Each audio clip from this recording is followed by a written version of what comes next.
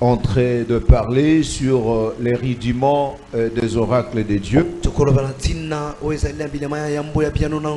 C'est un sujet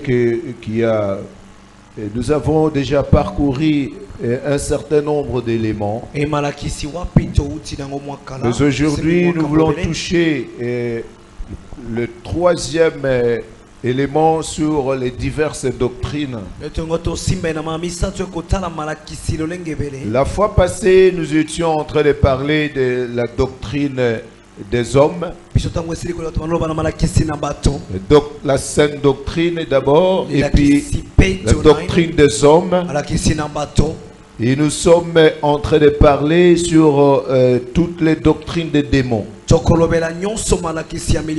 Alors le point qui nous a introduit, l'écriture qui nous a introduit sur les doctrines des démons, c'est 1 Timothée, chapitre 4e, à partir du 1er jusqu'au 5e verset. Là il est écrit, mais l'Esprit dit expressement que dans les derniers temps,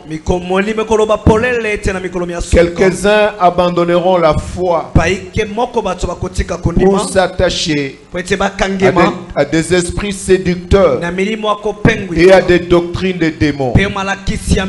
Par l'hypocrisie, des faux docteurs portant la marque de la flétrissure dans leur propre conscience,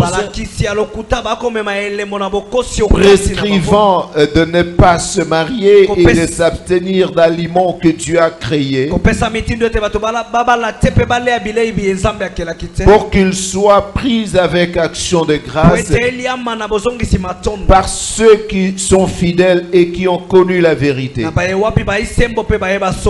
Car tout ce que Dieu a créé est bon, et rien ne doit être rejeté, pourvu qu'on le prenne avec action de grâce,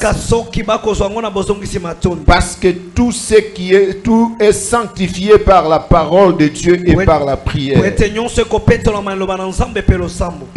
En exposant ces choses aux frères, tu seras un bon ministre de Dieu, nourri des paroles de la foi et de la bonne doctrine que tu as exactement suivie. Vous savez, ici, c'est l'apôtre Paul qui est en train d'écrire à l'évangéliste Timothée pour lui montrer que les choses ne seront pas comme vous le voyez aujourd'hui, parce qu'il arrivera à un certain temps où quelques-uns vont abandonner la foi pour s'attacher aux esprits séducteurs et à des doctrines des démons. Et dans ces doctrines des démons, il y aura de faux docteurs portant la marque de la flétrissure dans leur propre conscience.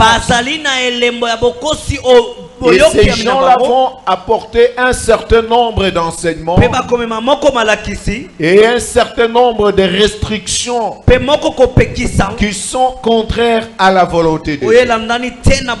À quel niveau nous nous retrouvons? Parce que vous savez que ce qui a constitué l'ossature de ce que nous disons maintenant,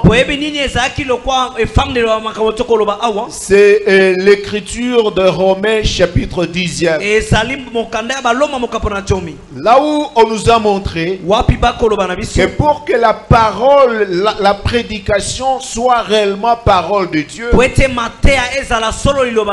il faut d'abord que celui qui enseigne puisse émaner de Dieu, qu'il soit réellement envoyé de Dieu. Parce que comment y aura-t-il des prédicateurs s'ils ne sont pas envoyés? C'est à ce niveau-là. Et nous avons montré bien que tout celui qui prêche n'est pas forcément serviteur de Dieu. Et tout ce qui est prêché n'est pas forcément la bonne doctrine. Alors de ce fait, le Seigneur nous a expliqué 3 éléments de part et d'autre. Il a montré d'abord que, eu égard à ce qui concerne les serviteurs, il y a 3 sortes d'eunuques. Il y a les eunuques de naissance, ceux qui le sont par les hommes et ceux qui le sont par eux-mêmes. Donc il y a des serviteurs qui sont réellement serviteurs de Dieu. Ils sont issus de Dieu et établis dès le sein de leur mère. C'est là qu'il est écrit que nous sommes et nous devons faire très attention. Parce que il y aura des gens qui viendront vers nous en vêtements de brebis, mais ce sont des loups ravisseurs. Et vous les reconnaîtrez à leurs fruits. C'est ainsi que le Seigneur Jésus nous a montré cela. Il y a de ceux-là qui, dès la naissance, le Seigneur les a établis. Et nous avons touché le prophète Jérémie, même Moïse, même l'apôtre Paul, qui montre que Dieu l'a choisi, l'a établi dès le sein de sa mère. Alors ici, et ceux qui sont issus de Dieu annoncent la saine doctrine. Mais il y a de ceux-là qui sont établis par les hommes, soit par les moyens de la théologie, soit par les moyens de formations humaines, et qui ne sont même pas issus de Dieu. Ceux-là prêchent la doctrine des hommes, parce que tout est basé sur la volonté des hommes. Et cette doctrine des hommes, nous avons montré que c'est basé sur la tromperie des hommes et aussi sur les coutumes. Parce que nous avons lu dans Colossiens 2, le 8e verset. Et là où on dit que cette doctrine est basée sur les traditions des hommes et sur les tromperies aussi, les vaines tromperies. Et le mode opératoire, on utilise cela, c'est la philosophie. Donc, quand on utilise la philosophie, quand on utilise les tromperies, les vaines tromperies, il se réfère soit dans les rudiments du monde, soit dans des traditions. Alors leur source d'inspiration, ce sont les rudiments du monde et aussi les traditions des hommes. Mais quand ils agissent, ils séduisent les gens par le moyen de l'intellect, par la philosophie et par de vaines tromperies. Dans cette doctrine-là, des hommes, il n'y a pas forcément des histoires de démonstration, mais les intelligents séduisent ceux qui le sont moins, au point où ils peuvent les tromper. Là ils peuvent même monter certaines choses par l'intelligence humaine et simuler les miracles, simuler les prophéties, simuler des prodiges qui ne le sont pas, mais c'est par une intelligence. C'est là où on peut même s'organiser et simuler une sorte de miracle, et vous croyez que quelque chose s'est passé, mais il n'y avait ni intervention des démons ni intervention du diable d'une manière directe, mais c'est l'intelligence, la ruse des hommes, et ils parviennent à vous tromper. Les arguments qui seront avancés, ce sont des arguments théologiques, philosophiques, mais qui ne se réfèrent en rien à la source principale, qu'est le Saint-Esprit. Parce qu'ils ne sont pas appuyés sur Christ, mais sur les rudiments du monde. C'est dans cette doctrine-là que l'on est en train de prêcher les rudiments du monde. C'est là où vous voyez tout tourne autour du monde. C'est l'argent, c'est le boulot, ce sont les voyages, c'est la prospérité dans ce monde. C'est le mariage. Il n'y a rien de Dieu. On ne vous amène pas à entrer en contact avec Dieu. Vos pensées sont tournées vers le monde et non vers le ciel. Ils aspirent aux choses d'en bas, ils vont aux choses d'en haut. Et pourtant nous sommes là d'abord pour la vie éternelle. Alors c'est que c'est l'essentiel des doctrines des hommes. Malgré il y a des doctrines diverses dans ce doctrine des hommes, mais le soubassement est le même. Mais ici, quand on parle de doctrine des démons, tel que cela est nommé, donc dans cette doctrine des démons, c'est le diable, ce sont les démons qui sont en action. Ce n'est pas l'intelligence humaine ni le Saint-Esprit, parce que le Saint-Esprit c'est dans la sainte doctrine. Le ministère de la parole c'est dans la sainte doctrine. Mais ici la source d'inspiration ce sont les démons. Ce sont les démons et les démonstrations qui sont là-dedans sont réels. Ce n'est ni l'intelligence humaine ni quoi que ce soit. Alors il faut différencier cela. Alors tout enfant de Dieu qui ne comprend pas qu'il y a des doctrines comme ça risque de se laisser séduire parce qu'il a loupé les rudiments. Il n'a pas eu les rudiments du monde, les rudiments des oracles de Dieu. Alors il faut connaître ces rudiments pour que même lorsque vous vous retrouvez face à quelque chose, vous comprenez directement que ça ce n'est pas la sainte doctrine, ce sont des doctrines de démons. C'est pourquoi l'apôtre Paul, par là l'évangéliste de Timothée, dit l'Esprit dit expressement que dans les derniers temps, même ceux qui sont dans la sainte doctrine, quelques-uns abandonneront la foi pour aller s'attacher aux esprits séducteurs et à des doctrines des démons. Pour ainsi dire, et pour toi qui est dans la vraie parole, qui est dans la sainte doctrine, et la doctrine la plus dangereuse contre toi, c'est la doctrine des démons.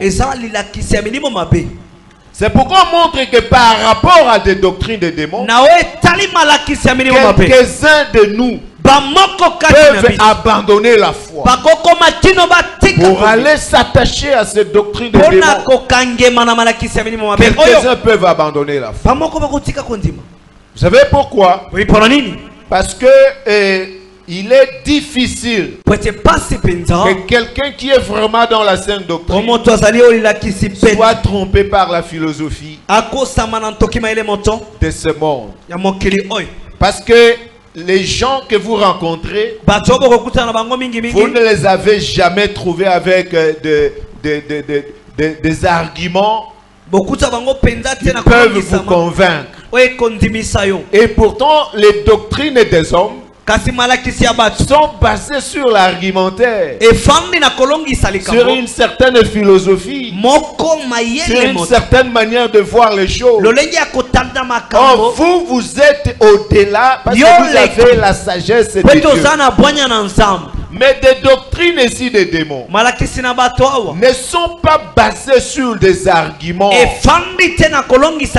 mais c'est sur la démonstration. C'est basé au moins sur 3 éléments: sur des miracles mensongers, sur des prophéties et sur des interdictions liées à la volonté des démons.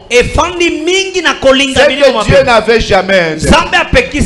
C'est pourquoi il montre. Et on dit que le mode opératoire dans cette doctrine, c'est l'hypocrisie.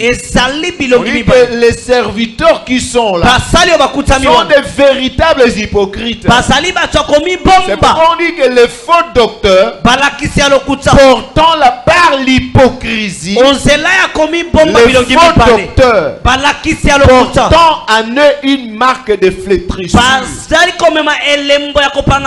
ayant une conscience cautérisée, une conscience brûlée, comme si l'on mettait une barre de fer et alors on laisse une marque dans le cœur de ces gens, dans la conscience de ces gens. Il est impossible que ces gens puissent se détourner de cette voie-là, parce que leur conscience est déjà détruite. Ils ont la mauvaise conscience et ils utilisent l'hypocrisie pour se faire passer pour serviteurs de Dieu. Ils utilisent l'hypocrisie. Alors à partir de ce niveau-là, ils trompent les gens et se font passer pour serviteurs, alors que ce sont les démons qui les utilisent. Alors cette dissimulation leur permet d'être acceptés, s'appuyant sur des miracles mensongers, sur des fausses prophéties, sur des démonstrations qui viennent du diable. Alors on nous montre clairement ici. Voyez, on dit que dans des doctrines des démons, il parvient même à empêcher aux gens de se marier et même de manger certains aliments. Alors quand vous arrivez dans une secte quelconque et vous trouvez là-bas ici, pour que tu sois serviteur, pour que tu sois servant, la première des choses, il ne faut pas te marier. Vous connaissez des endroits comme ça, là où tous ceux qui sont reconnus là comme des prédicateurs doivent jurer à ne pas se marier. Tous ceux qui sont là comme des servantes ne doivent pas se marier. On dit qu'il y a des restrictions comme ça. Et vous avez trouvé dans certaines sectes là où on dit ne mangez pas tel aliment, ou ne mangez pas ceci. J'ai trouvé même là où on prophétise que l'on ne mange pas du piment, parce que le piment détruit les dons spirituels. Je me suis étonné que le piment puisse avoir la capacité de détruire détruire le Saint-Esprit. Voyez ça. Et on en fait une doctrine. Vous ne mangez pas les poissons de tel genre. C'est dans des doctrines de démons. Parce que les esprits qui utilisent ce disque ne sont pas d'accord avec tel genre d'aliments. Oh, l'Écriture dit que tout ce que Dieu a créé est bon et rien ne doit être rejeté, pourvu seulement que nous puissions manger cela avec action de grâce. Avec action de grâce. Pourvu que nous puissions manger cela. Vous vous rendez compte? Alors, allons un peu, avançons. Et dans cette doctrine, nous avons dit que c'est basé d'abord sur des miracles, des signes et des prodiges mensonges.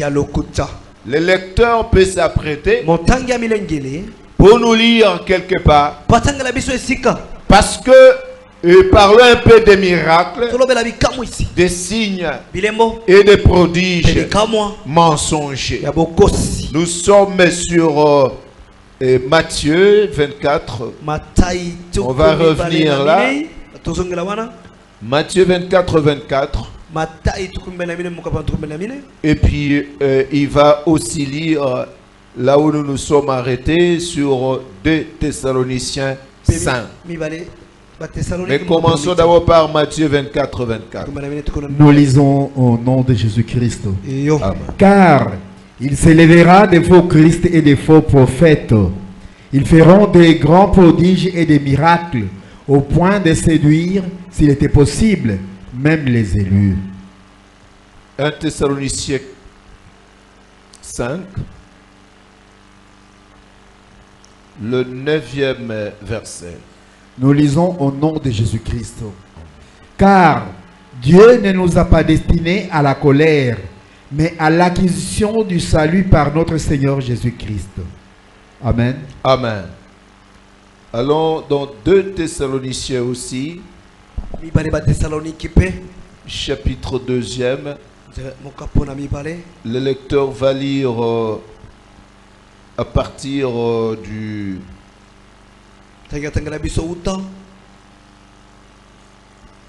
2 Thessaloniciens 2. Nous voulons passer à partir du 12e verset. Commence par le 9e jusqu'au 12e verset. Nous lisons au nom de Jésus-Christ. Amen. L'apparition de cet impie se fera par la puissance de Satan, avec toutes sortes de miracles, des signes et des prodiges mensongers, et avec toutes les séductions de l'iniquité pour ceux qui périssent, parce qu'ils n'ont pas reçu l'amour de la vérité pour être sauvés. Aussi, Dieu leur envoie une puissance d'égarement pour qu'ils croient aux mensonges, afin que tous ceux qui n'ont pas cru à la vérité, mais qui ont pris plaisir à l'injustice, soient condamnés. Amen. Amen. Le Seigneur Jésus qui dit ceci, qu'il se levera de faux Christ et de faux prophètes. Ils feront de grands prodiges et des miracles, au point de séduire, s'il était possible, même les élus. Voyez mes frères, c'est pourquoi nous vous disons que cette doctrine des démons est plus dangereuse. On dit au point de séduire, s'il était possible, même les élus. Et vous savez, quand nous lisons dans 2 Thessaloniciens ici, ça nous montre des éléments très importants. pour nous dire qu'il y a aussi un problème de l'amour de la vérité. Quand un frère est ici et qu'il n'a pas reçu l'amour de la vérité pour être sauvé, alors il sera voué à la séduction. Les gens apprennent la parole de Dieu. Les gens méditent la parole. Toi tu es là pour autrui. On nous dit ceci.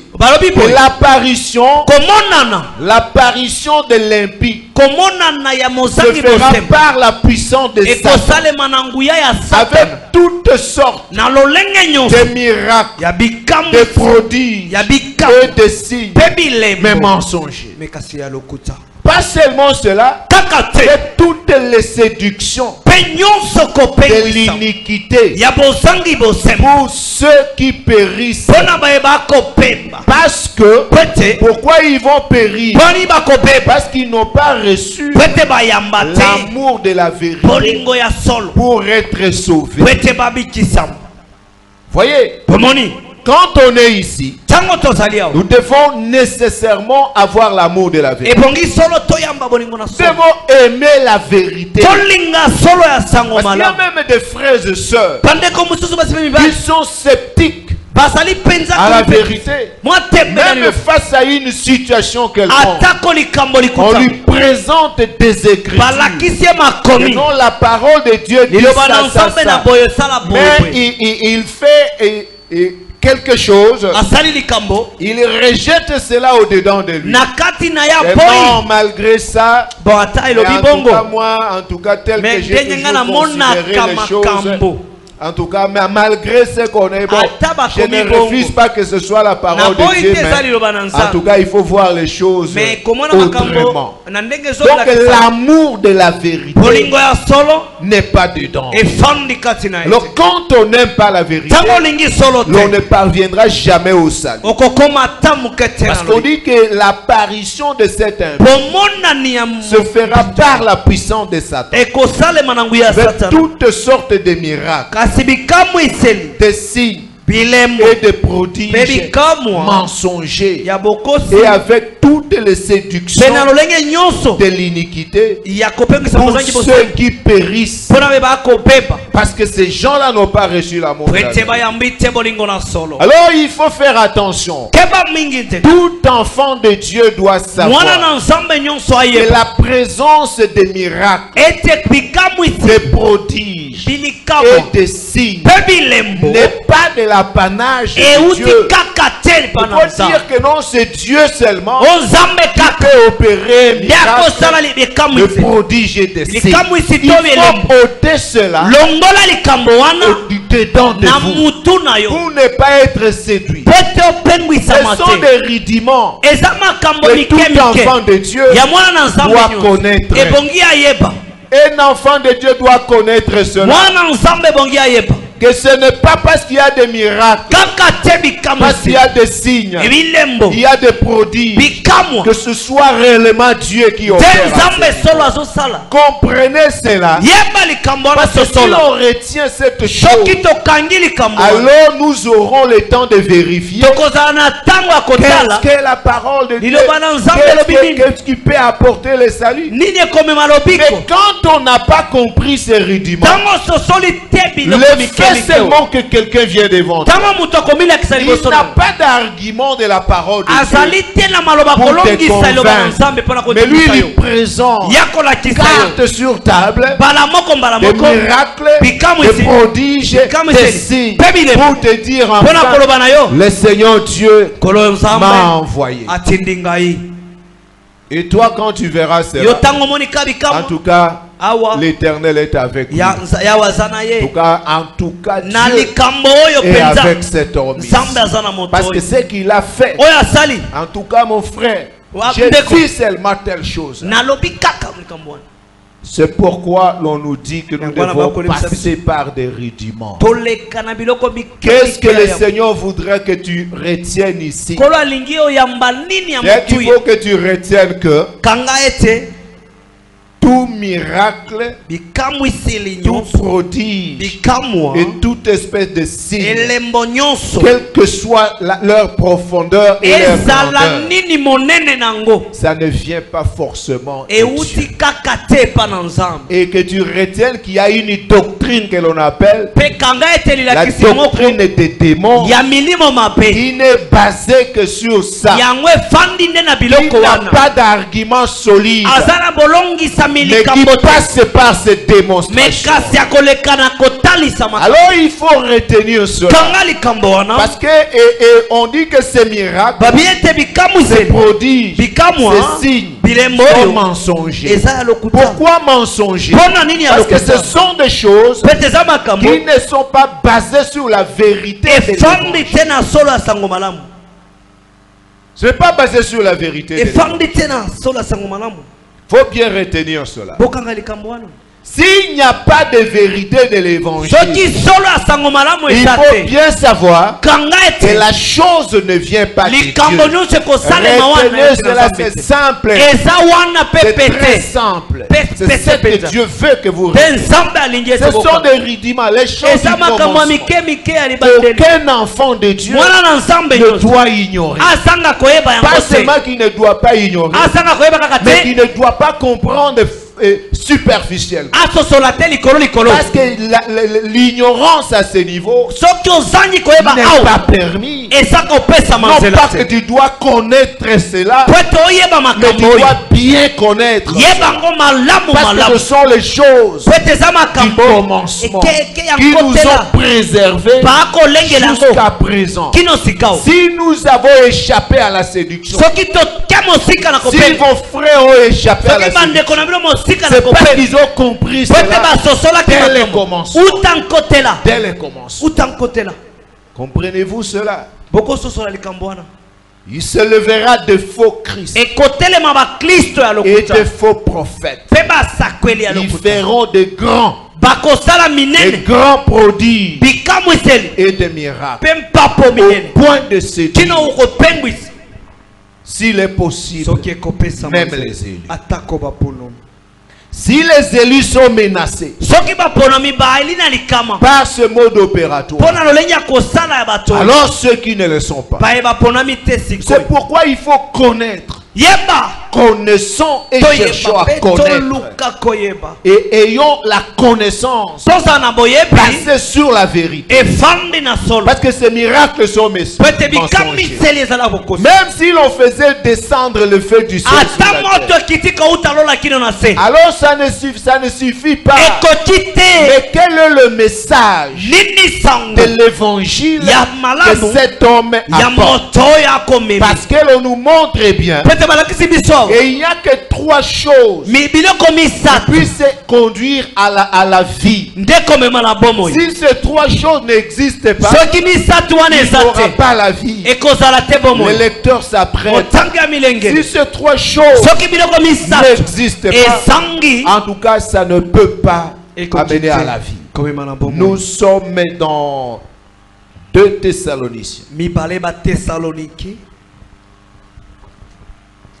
2 Thessaloniciens 2, 13 à 15. Nous lisons au nom de Jésus-Christ. Pour nous, frères bien-aimés du Seigneur, nous devons à votre sujet rendre continuellement grâce à Dieu, parce que Dieu vous a choisi dès le commencement pour le salut, par la sanctification de l'Esprit et par la foi en la vérité. C'est à quoi il vous a appelé par notre évangile, pour que vous possédiez la gloire de notre Seigneur Jésus-Christ. Ainsi donc, frères, demeurez fermes et retenez les instructions que vous avez reçues, soit par notre parole, soit par notre lettre. Amen. Amen. Voyez ici, est-ce que vous avez compris quelque chose? Pour vous, frères bien-aimés du Seigneur, nous devons à votre sujet rendre continuellement grâce à Dieu, parce que Dieu vous a choisi dès le commencement pour le salut, par la sanctification de l'Esprit et par la foi en la vérité. 3 éléments. D'abord, le choix de Dieu. Pour que quelqu'un puisse échapper, pour qu'il soit choisi par Dieu. Et c'est le fait que tu aies été choisi par Dieu. Dieu vous appelle par l'évangile. Parce qu'il montre ceci. Parce que Dieu vous a choisi dès le commencement pour le salut. Et il y a par la sanctification de l'esprit, parce que l'esprit sanctifie les gens. Et par la foi en la vérité. Il faut que tu aies la foi en la vérité. Par la foi au miracle, au prodige, au signe. Dieu en opère autant. Mais il n'a jamais dit à quiconque que le signe de la présence de Dieu, c'est un miracle opéré. Le signe de la présence de Dieu, c'est la présence de la vérité. C'est ce qu'il faut retenir. Quel que soit ce qui peut être fait. Mais si la vérité de l'évangile n'existe pas, donc il n'y a rien à espérer. Et la vie n'existe pas. Parce qu'il faut d'abord que Dieu vous ait choisi. Or, tout celui que Dieu a choisi, il appelle. Et il appelle par quelle voie? Parce qu'il nous a choisi pour le salut. Et tout celui qui est choisi pour le salut, il l'appelle par l'évangile. Cet évangile-là, on appelle l'évangile de vérité. La parole du salut. Personne ne peut rencontrer la vraie foi comme par hasard. Parce que Dieu ne donne pas sa parole à n'importe quel peuple. Il faut avoir l'assurance. C'est pourquoi l'apôtre Paul dit: tenez ferme, demeurez ferme et retenez les instructions que vous avez reçues, soit par notre parole, soit par notre lettre. Parce que le fait que tu aies rencontré la sainte doctrine et que tu aies placé la foi en la vérité, il n'y a aucun doute. Dieu t'avait choisi dès le commencement. Il n'y a pas de doute à ce niveau-là. Si tu vas te compromettre, ce n'est pas parce que Dieu ne t'avait pas choisi. Si le Seigneur ne t'aurait pas choisi, il ne devait jamais permettre que la sainte doctrine te soit parvenue et que tu croises. C'est le plus grand signe du choix que Dieu a placé. Il y a des gens dans ce monde, depuis leur enfance, ils cherchent, ils passent de secte en secte, mais le Seigneur n'avait jamais permis. Ils rencontrent un eunuque de naissance. Il n'a jamais permis. Il rencontre la parole de vérité, la sainte doctrine. Il passe de secte en secte, de doctrine des démons en doctrine des hommes, et en passant par leurs propres convictions. Non, il faut bien retenir que le Seigneur ne fait rien pour nous. Mais il faut le choix de Dieu. Il faut la sanctification de l'esprit. Il faut la foi en la vérité. Ce sont ces choses qui nous amènent vers le salut. Les miracles sont la vérité de l'évangile, ne sont pas de Dieu. Ne sont pas de Dieu. Il faut bien retenir. Et vous verrez bien que les miracles qui s'opèrent ainsi, même l'Antichrist, il était capable de faire descendre le feu du ciel sur la terre. Et il le fera les jours à venir pour séduire les traîtres de l'alliance. Les traîtres de l'alliance. Après l'enlèvement de l'église, lorsque le faux prophète et la bête seront en activité, et quand ils vont opérer pleinement, ce n'est pas à dire qu'ils n'opèrent pas maintenant. Ils opèrent maintenant. On dit que l'apparition de cet impie, il y a quelque chose qui le retient. Il y a quelque chose qui retient cet impie pour ne pas agir pleinement. C'est la présence de l'église ayant le Saint-Esprit. Ça ne lui permet pas d'agir comme il se doit. Mais le jour où nous serons ôtés ici, parce qu'il est écrit, un ouin sera ôté sans laisser le successeur. Dans le livre de Daniel, on dit un ouin sera ôté sans laisser de successeur. Ça, ce n'est pas le Seigneur Jésus. Parce que le Seigneur Jésus était ôté et il a dit, je vous enverrai un consolateur, le Saint-Esprit. Mais quand nous nous quittons ici, nous et le Saint-Esprit, nous sommes ôtés de chez les nations et il n'y aura personne pour prêcher. Il n'y aura plus de salut ici chez les nations. Nous ne sommes pas dans ça. Mais il faut bien savoir. On dit le mystère de l'iniquité agit déjà. Mais il faut que celui qui le retient ait disparu. Alors apparaîtra l'impie. Et c'est cet impie qui va accentuer des miracles, des produits. Ce que l'on voit aujourd'hui n'est que l'avant-goût. Mais il opérait de grands miracles. Apocalypse 13. Apocalypse 13, nous pouvons passer chez les lecteurs.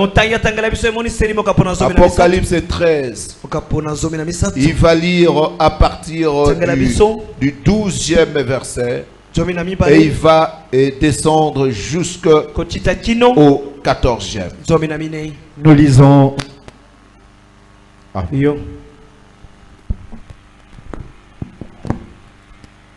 Apocalypse. Il exerçait toute l'autorité de la première bête en sa présence.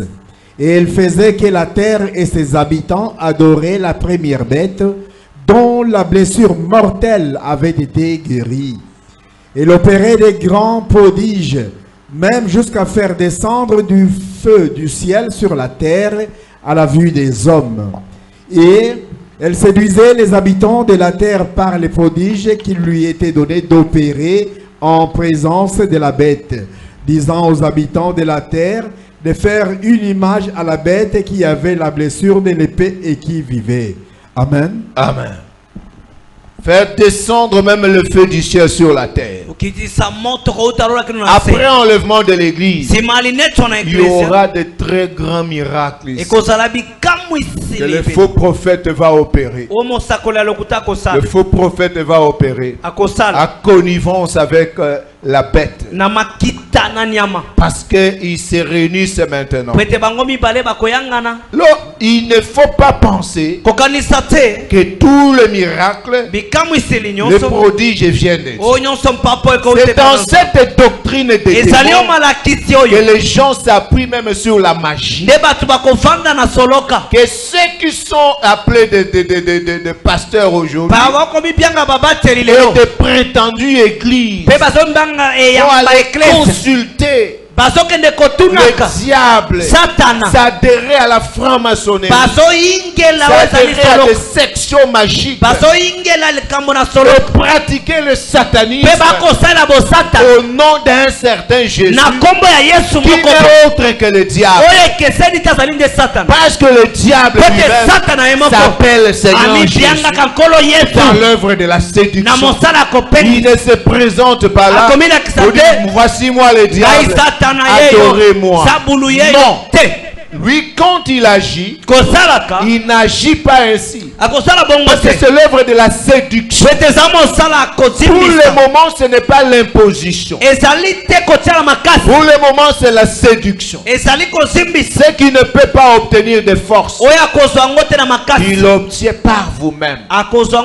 Et la séduction consiste à passer par toi-même pour que toi-même tu crois que ceci est ça. Et si on te présentait ça, on te dit que ça c'est tout blanc, et tu verras que c'est tout blanc alors que c'est rouge. Parce qu'on a couvert tes yeux. On a couvert tes yeux. Et tu verras les choses autrement. C'est bien le jour où Satan est venu dans le jardin. Qu'est-ce que le serpent? Quand le serpent parlait avec Ève, autrefois Ève passait par l'arbre de la connaissance du bien et du mal. Et il voyait les choses normales. Mais lorsque Satan a parlé avec lui, la femme vit. La femme vit que l'arbre était bon à manger et agréable à la vue, précieux pour ouvrir l'intelligence et devenir comme Dieu. Mais où est-ce qu'il était? Elle était avant. Cet arbre était là, mais elle n'était pas agréable à la vue aux yeux de Ève. Mais comment du coup l'arbre devient agréable à la vue? Le diable a embelli les choses. Le diable a embelli les choses. Il faut faire attention. Voyons, et même au temps des premiers apôtres, dans Acte 16, le lecteur se prépare. Dans Acte 16, vous allez voir qu'il y avait quelqu'un qui a épaté toute une ville par de miracles et de signes. Et tous, depuis le plus petit jusqu'au plus grand, croyaient que lui, c'était la puissance de Dieu. Et c'était la puissance de Dieu par les actes de la magie. On passe d'abord dans Acte 8. Dans Acte 8, 9 à 11. Nous lisons au nom de Jésus-Christ. Il y avait auparavant dans la ville un homme nommé Simon qui, se donnant pour un personnage important, exerçait la magie et provoquait l'étonnement du peuple de la Samarie. Tous, depuis les plus petits jusqu'aux plus grands, l'écoutaient attentivement et disaient: celui-ci est la puissance de Dieu, celle qui s'appelle la grande. Ils l'écoutaient attentivement parce qu'il les avait longtemps étonnés par ses actes de magie. Amen. Mais quand ils eurent cru à Philippe, qui leur annonçait la bonne nouvelle du royaume des dieux et du nom de Jésus-Christ, hommes et femmes se firent baptiser. Simon lui-même crut, et après avoir été baptisé, il ne quittait plus Philippe, et il voyait avec étonnement les miracles et les grands prodiges qui s'opéraient. Les apôtres qui étaient à Jérusalem, ayant appris que la Samarie avait reçu la parole de Dieu, y envoyèrent Pierre et Jean. Ceux-ci, arrivés chez les Samaritains, prièrent pour eux afin qu'ils reçussent le Saint-Esprit, car il n'était encore descendu sur aucun d'eux. Ils avaient seulement été baptisés au nom du Seigneur Jésus. Lorsque Simon vit que le Saint-Esprit était donné par l'imposition des mains des apôtres, il leur offrit de l'argent, disant: accordez-moi aussi ce pouvoir, afin que celui à qui j'imposerai les mains reçoive le Saint-Esprit. Mais Pierre lui dit: que ton argent périsse avec toi, puisque tu as cru que le don de Dieu s'acquérait à prix d'argent. Il n'y a pour toi ni part, ni l'onde à cette affaire, car ton cœur n'est pas droit devant Dieu. Répands-toi donc de ta méchanceté, et prie le Seigneur pour que la pensée de ton cœur te soit pardonnée, s'il est possible. Car je vois que tu es dans un fiel amer, et dans les liens de l'iniquité. Amen. Amen. Yo. Voyez ici, lorsque les apôtres ont donné la parole de Dieu, en Israël même, mes frères, ce n'est pas parmi les nations, un peuple qui a été fondé par Dieu, qui a vu Isaïe le prophète, Moïse, Amos, et tout ça, Joël le prophète, et tout, Jérémie. Et là où le Seigneur lui-même est descendu en chair et en os, et il a prêché là-bas. Mais il est arrivé que lorsque la doctrine des démons a commencé, un homme du nom de Simon, dans une grande ville comme Samarie, qui lors de la division avait été la capitale de l'État d'Israël, parce que la Samarie était la deuxième ville à part Jérusalem, là où il y avait des gens de toute espèce, intellectuels, sacrificateurs, anciens et d'autres étaient dans cette ville. Mais il est dit ceci: il y avait un homme du nom de Simon qui était en train de prêcher dans cette ville. Cet homme était en train de prêcher dans cette ville.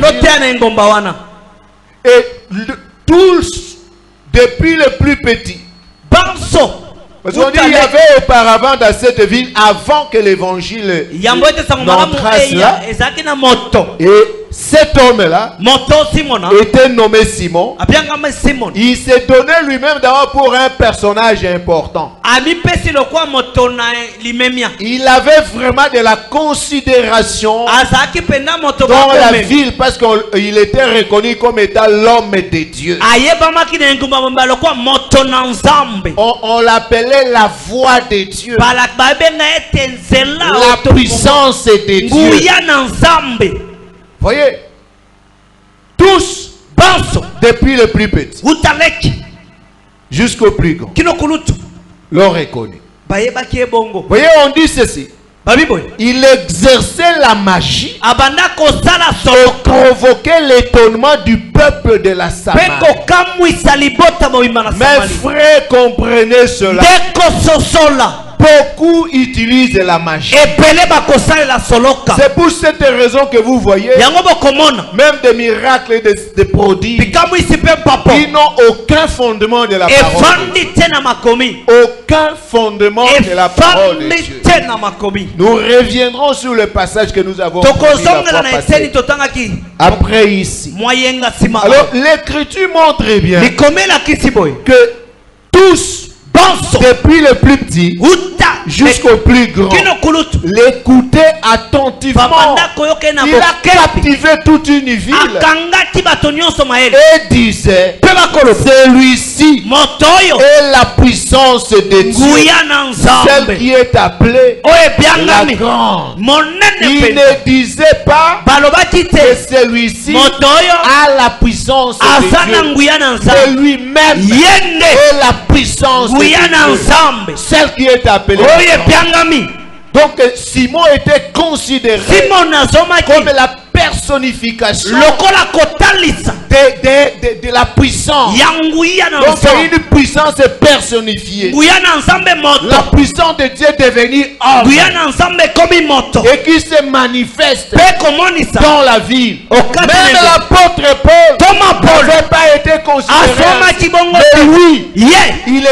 considéré comme la puissance de Dieu personnifiée. La puissance est devenue homme.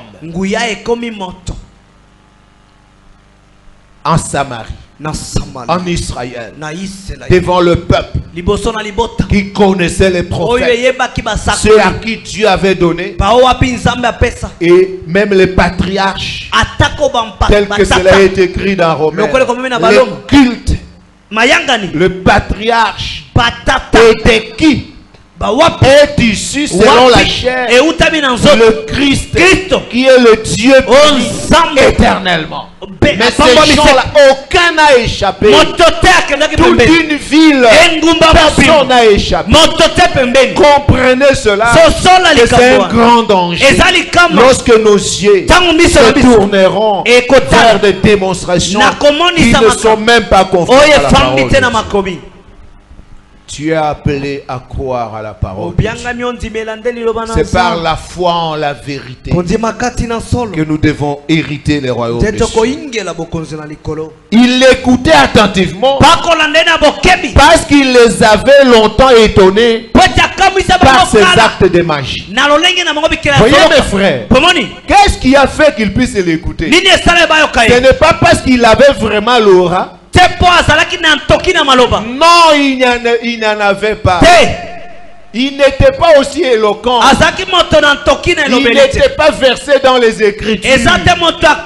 Mais il l'écoutait attentivement parce qu'il les a étonnés depuis longtemps par les actes de magie. La doctrine des démons va t'aveugler du côté parole de Dieu. Et tu ne verras que des démons. Or, la parole de Dieu dit que l'évangile, c'est ça la puissance de Dieu. Quand tu vas considérer que la puissance de Dieu, ce sont des démonstrations inutiles, donc tu es à côté de la place. Parce qu'il est dit que l'évangile, c'est ça la puissance de Dieu.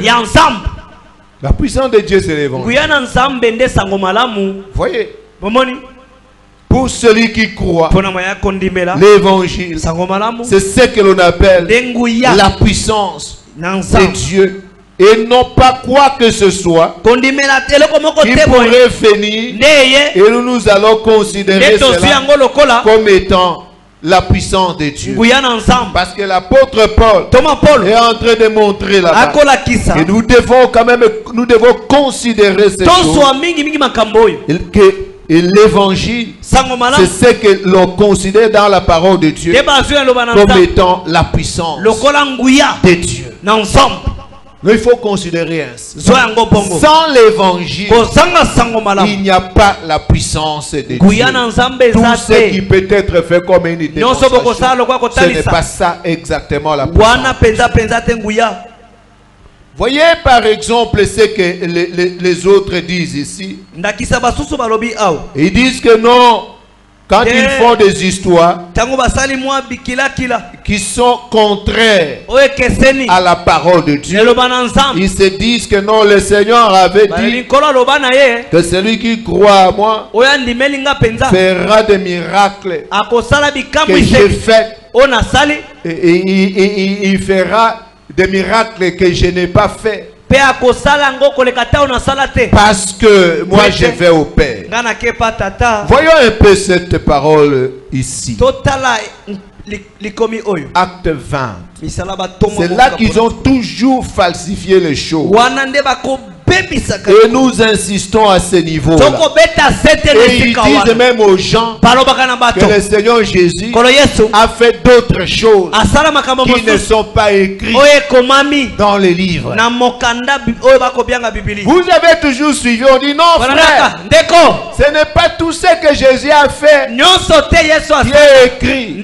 La parole de Dieu dit que Jésus a fait certaines choses qui ne sont pas écrites Et encore, il a dit que celui qui croit à moi fera d'autres miracles que je n'ai pas fait parce que je vais au Père. C'est une falsification. C'est pourquoi on dit connaissons et cherchons à connaître la parole de Dieu. Lisons cela dans Jean chapitre 20. C'est là où il y a deux versets. Là où ils se sont toujours appelés. 29 à 31. Jean 20, 29 à 31. Nous lisons au nom de Jésus-Christ. Amen. Parce que tu m'as vu, tu as cru. Heureux ceux qui n'ont pas vu et qui ont cru. Jésus a fait encore, en présence de ses disciples, beaucoup d'autres miracles qui ne sont pas écrits dans ces livres. Mais ces choses ont été écrites afin que vous croyiez que Jésus est le Christ, le Fils de Dieu, et qu'en croyant, vous ayez la vie en son nom. Amen. Amen. Amen. Ok. D'abord, on dit ceci. Jésus a fait encore en présence des disciples beaucoup de miracles qui ne sont pas écrits dans ces livres. Quel livre? C'est le livre que l'apôtre Jean était en train d'écrire. Ce n'est pas la Bible entière. C'est pour cette raison que vous voyez qu'il y a des choses que Matthieu avait écrites que Jean n'a pas écrites. Quand il parle de ce livre, il ne parle pas de ça. Il parle de l'épître de Jean. C'est que lui il a écrit. Alors il n'a pas tout écrit. Voilà pourquoi quand vous voyez, c'est que Jean écrit. Peut-être Marc n'a pas écrit. Matthieu a écrit. Et tel a écrit. Et tout ce que le Seigneur Jésus avait fait était écrit. Voilà pourquoi on dit ceci. Que si on écrivait en détail, écoutez là où maintenant on écrit les choses d'une manière claire. On dit ceci, le verset 25. Oui, quand vous remontez au verset 25, toujours de Jean 21 maintenant. Parce que le Saint-Esprit, voyant que les gens risquent de considérer cela, Jésus a fait des miracles qui ne sont pas écrits. Il a fait d'autres choses qui ne sont pas écrites. Pour ainsi dire, que même si nous faisons sortir des serpents, il peut se faire que le Seigneur aurait fait sortir des serpents, mais c'est parce que ce n'est pas écrit. Jean toujours 25, Jean 21, le 25e verset. Écoutez ce qu'il voulait dire. Qu'est-ce qu'il voulait dire par cela? Ne pas être écrit. C'est quoi? Est-ce que c'est l'absence de ce qu'il a fait ou c'est l'absence de détails? Jean 21, le 25e verset. Nous lisons au nom de Jésus-Christ. Jésus a fait encore beaucoup d'autres choses. Si on les écrivait en détail, je ne pensais pas que le monde même pût contenir les livres qu'on écrirait. Amen. Amen. Voyez, ici il vous montre ceci, que tout est écrit, mais seulement si on écrivait en détail, le monde ne pouvait même pas contenir. C'est que le livre là, le monde entier serait couvert par ce livre. Il n'y aurait pas d'endroit pour construire des maisons, pour mettre des routes, et tout. Il n'y aurait pas d'espace pour vivre. Sinon on vivrait au-dessus de ce livre parce que le monde même ne pouvait contenir le livre à cause de l'immensité de choses. Et voilà pourquoi même la parole de Dieu, si on écrivait en détail, donc même l'explication que nous donnons ici, l'apôtre Paul avait donné. Est-ce que fallait-il écrire toutes ces explications-là? Non. Voilà pourquoi le Saint-Esprit est là. Voilà pourquoi le ministère est établi. Pour que d'un seul verset, que l'on donne les détails qui ne sont pas écrits. Mais vous savez, c'est parce que ces détails sont écrits dans les livres qui se trouvent à l'intérieur. Et on ne fait que dérouler ces détails. Et c'est là où vous pensez qu'on n'invente rien. Les détails sont là. Le Seigneur parla au prophète Jérémie que lorsque il dit va, et tu vas acheter une terre, et il y aura les contrats d'acquisition. Et tu verras à double exemplaire. L'original sera caché dans un vase de terre. Et la copie sera publiée devant tous pour que tout le monde puisse lire. Mais l'original est là. Et c'est dans l'original que les choses sont écrites. Donc c'est que les gens ne comprennent pas. C'est que les gens ne comprennent pas. Voilà pourquoi Dieu établit les ministères. Parce que le livre, le monde ne pouvait contenir ces livres. Si on les écrirait en détail, il n'a pas dit si on les écrirait tout. Si on écrirait tout, non, mais si on écrirait en détail, voilà pourquoi vous voyez un seul passage de l'Écriture. Mais on peut dérouler. Parce que le Seigneur ne pouvait pas écrire le pourquoi, les quand, les qu'est-ce que c'est, les où, la raison d'être et la folie, la sagesse de chaque écriture. Et écrit cela en détail. C'est à cause de cela que Dieu établit le ministère. Et on dit que c'est poussé par le Saint-Esprit que les hommes ont parlé. Dans les cas contraires, prenez besoin qu'il y ait des ministres parce que tout est en détail. Et quant au miracle, qu'est-ce qu'on dit? Et on dit ceci. Le verset 30. C'est que Jean 20, le 31 verset. Jésus a fait encore en présence des disciples beaucoup d'autres miracles. Voyez, beaucoup d'autres miracles qui ne sont pas écrits dans ce livre, dans le livre de Jean. C'est parce que Jean voulait vous dire que son livre n'est pas exhaustif. C'est pour cette raison que lorsque tu trouveras Matthieu parler d'une chose que Jean n'a pas écrit, il ne faut pas dire pourquoi Jean n'a-t-il pas écrit ceci. Parce que l'écriture, la révélation a été donnée et chacun avait une portion de cette révélation.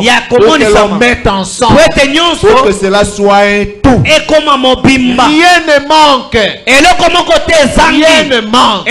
Pour que l'on puisse venir avec des miracles que Jésus n'a pas fait. Pourquoi cela? Il y a une falsification et que l'on montre ici. Il y a une falsification. Parce qu'il y a aussi un passage de l'écriture. C'est dans Jean 14. Le 12e verset. Dans Jean 20. Le 30e et le 31e verset. Nous avons parlé des choses faites. Des choses qui ne sont pas écrites. Et des miracles. Lorsqu'on dit ceci, que Jésus a fait en présence des disciples d'autres miracles qui ne sont pas écrits dans ce livre. Mais maintenant, est-ce que quelqu'un peut-il faire un miracle que Jésus n'a pas fait? La réponse est non. Jean chapitre 14, le 12e verset. Nous lisons au nom de Jésus-Christ. Amen. En vérité, je vous le dis, celui qui croit en moi fera aussi les œuvres que j'ai faites. Et il en fera des plus grandes parce que je m'en vais au Père. Amen. Amen. Celui qui croit en moi fera les œuvres que j'ai faites. Il en fera de plus grandes parce que je m'en vais au Père. Il en fera les représente les mêmes œuvres là. Il n'a pas dit il fera de plus grandes, non. Il en fera ces œuvres là que je fais. Il les amplifiera de les mêmes œuvres. Ça va s'agrandir. Voilà pourquoi on ne peut pas s'étonner que le Seigneur Jésus, en prêchant, qu'il soit limité à 120 membres et que l'apôtre Pierre, en prêchant dans un seul jour, il est 3000. Ce sont les mêmes œuvres, mais de plus grands. Parce que le Seigneur n'avait pas le temps, il devait aller au Père. Voyez, il ne part même pas chez le Père, mais il part au Père. Voyez, voyez cette histoire-là. Et là encore, c'est beaucoup d'autres choses. Comment je vais partir au Père? Donc, voyez ces histoires. Oh, ce n'est pas pour rien qu'il dit cela. Il en fera les mêmes miracles, les mêmes œuvres, les actes que j'ai posés, que je pose maintenant. Celui qui croit va le faire, mais dans une proportion plus grande. On n'invente pas la roue pour faire autre chose. On ne fait pas autre chose. C'est pour cette raison il est écrit, n'allez pas au-delà de ce qui est écrit. Si la parole de Dieu a des bords, c'est pour que quelqu'un ne puisse outrepasser quelque chose qui a des bords. Comment tu feras autre chose? Tu seras dans une autre parcelle. Tu seras dans une autre parcelle. Et pourtant, on dit ne déplacez pas les bords qui ont été posés par les anciens. Il n'y a pas de choses que les gens font ici. Oh non, on va te faire cracher des braises. Frère, c'est de la magie. Purement et simplement. Pose la question. Montrez-moi là où le Seigneur a fait cracher des geckos aux gens.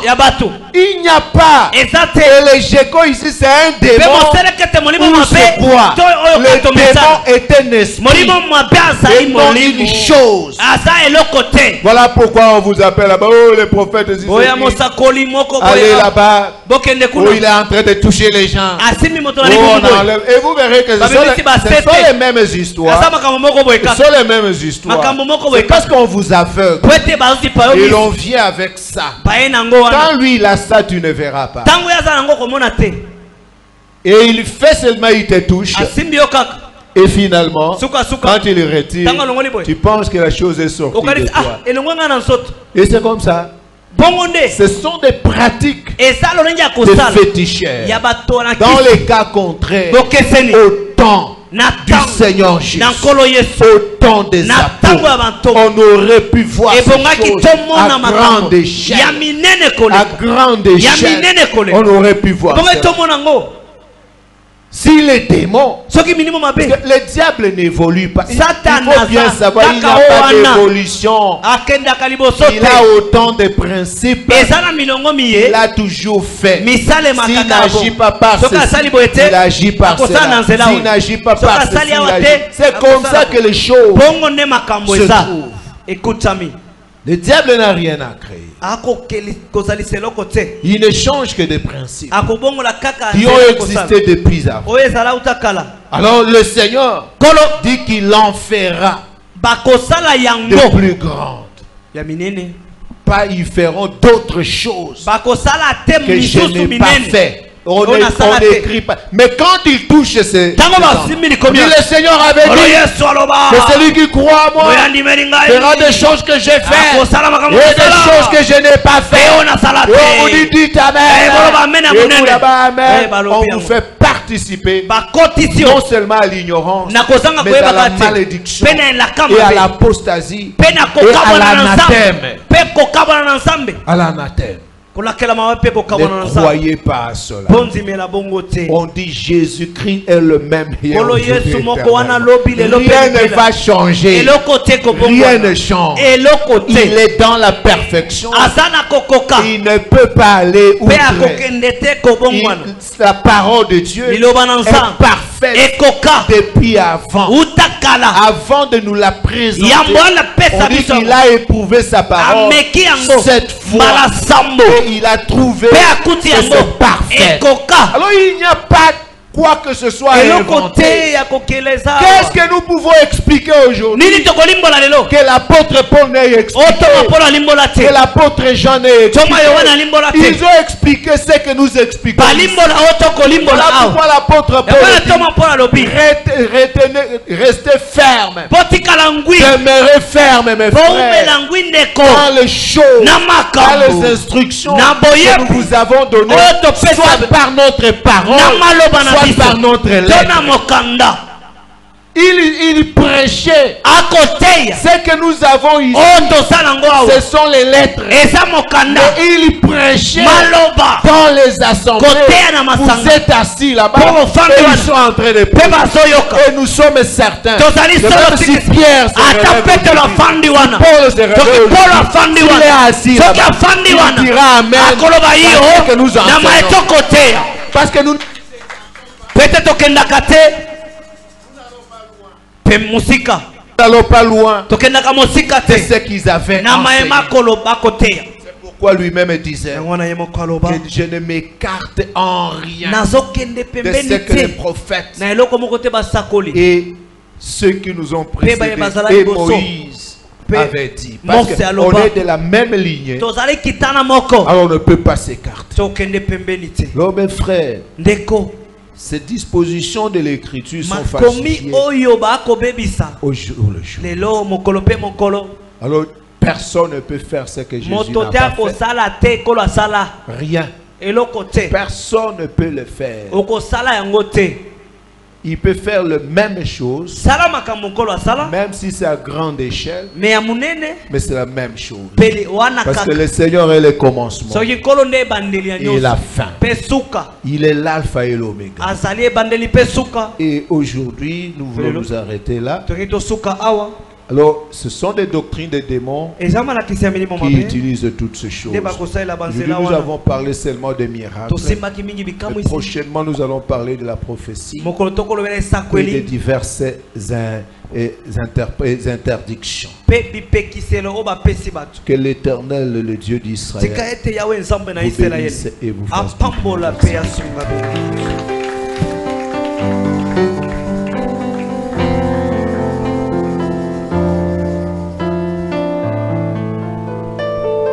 To betelis le banzambe maboko makasi Zambe azwa lokumu Zambe apambola mosali na ye Zambe akoba na kosunga moko na moko poete boyebi e koba na kobakisama